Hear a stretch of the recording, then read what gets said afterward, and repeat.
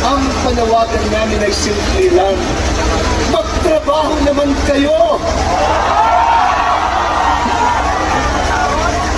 Paninindigan na ninyo ang sinimulan ninyo. Sinimulan na rin lang ninyo itong paglaban sa korupsyon.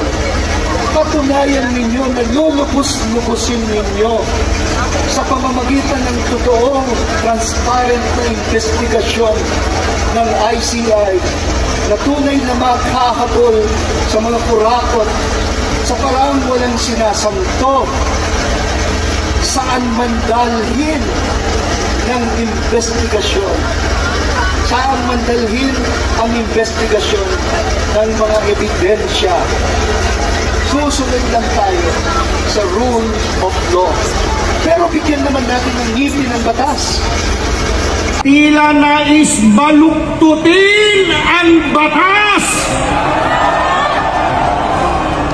upang pagtakpan ng mga sangkot sa korupsyon. Hindi po ba ito ang tuwirang kabaligtaran ng transparency na hinihingi ng taong bayan? Lalo kong nakakabahala na kung sino pa yung tumitistigo para matunton yung mastermind ng korupsyon, sila pa ang iniimbestigahan, sila pa naiskasuhan. Mga kababayan, saan po kayo nakakita na yung tumutulong sa investigasyon para mapalitaw ang punot dulo ng katakot-takot na nakawan sa gobyerno ang siya pang sinisiraan?